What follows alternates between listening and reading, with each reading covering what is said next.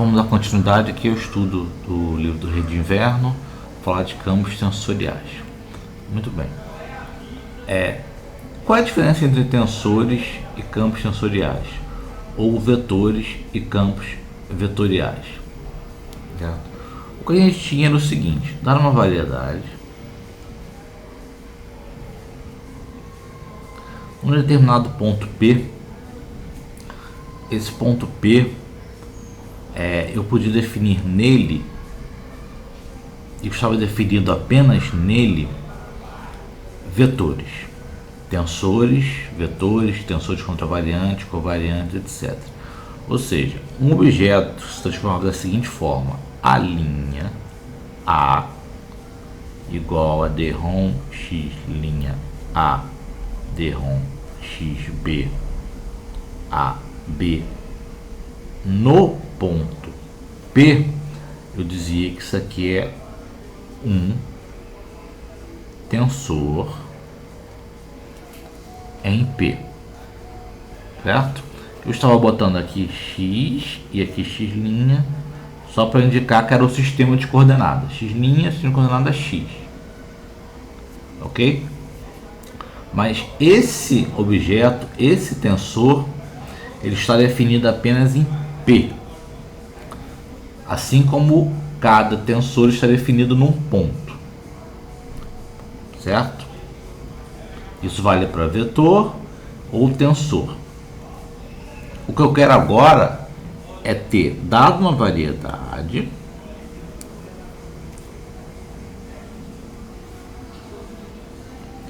eu tenho vetores definidos ou tensores definidos em vários pontos da variedade, um em P, um em Q, um em R, um em S.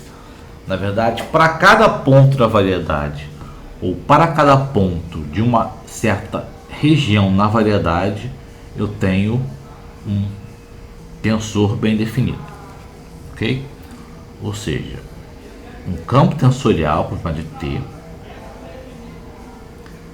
ele é uma função que me dá para cada ponto da variedade, eu vou botar para cada P pertence a M, ele me dá um tensor, que eu vou indicar por T, P, M. Geralmente isso aqui denota-se vetor tangente. Vou botar assim. Ele me dá um vetor pertencente a TPM, certo? Chama atenção que geralmente TPM, isso aqui é o espaço tangente, certo? Eu estou aqui já passando de vetor para tensor. Só para chamar atenção que isso é uma função. Dado ponto, me dá um vetor, certo? Isso aqui é uma função. Ok? Então, para dizer que é uma função, o livro ele passa a inserir o x, ele não estava usando o x antes, dizendo que meu campo é um objeto que, para cada ponto da variedade, ele me dá um vetor ou um tensor. No caso aqui é um vetor, mas pode ser um tensor, que se transforma da seguinte forma: dRom x' A dRom xb no ponto P, no ponto escolhido, A B de xb, ok? Exatamente o que eu tinha escrito antes, só muda basicamente a interpretação, ok? Então, geralmente a gente usa tensor para falar de campo tensorial. A gente não reflete muito se é um tensor ou um campo tensorial, ok? Estritamente falando, o tensor está definido em um ponto e o campo tensorial está definido em todos os pontos da variedade ou de uma região.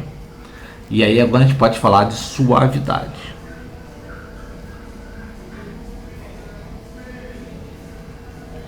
Antes não podia porque não fazia sentido. Agora isso aqui é uma função, certo?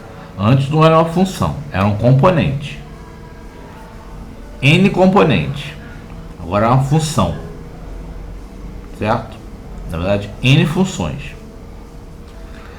Então, o campo vai ser suave. O campo tensorial será suave, ou C infinito, e quer dizer infinitamente diferenciável. Eu posso diferenciar ela quantas vezes eu quiser, se a função A' A de x' A for suave. Ok? E vem a pergunta: ué, mas aí eu só estou vendo isso em um sistema de coordenadas. Quem me garante que nesse sistema de coordenadas, quem me garante que A, B, X, B, ele também vai ser suave? E se ele for suave em X' e não for suave em X? E eu te respondo que não é possível. Por que não é possível? Porque vamos lembrar que um ponto P na variedade, ele pode ter mais de uma coordenatização, né? X e X', certo? Isso aqui vem numa função φ, isso aqui é uma psi. Mas eu tenho que obrigatoriamente essa função de transição φ depois de psi a menos 1 e psi depois de φ a menos 1, que leva daqui para cá e daqui para cá, ela é necessariamente suave. Certo? Então, pelo fato dessa função de transição ser suave, a gente pode mostrar que se essa função for suave para um sistema de coordenadas, ela vai ser suave para qualquer sistema de coordenadas. Porque no fundo vai ser uma composição de funções, e composição de funções suaves é também suave.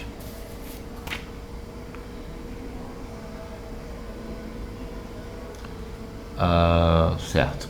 E a partir de agora a gente não vai diferenciar entre tensor e campo tensorial. Falou tensor, está implícito que é um campo tensorial. Ok? Falou em vetor, está implícito que é um campo vetorial. Não vamos ficar carregando essa diferença. E esse era o último vídeo dessa sessão, dessa aula.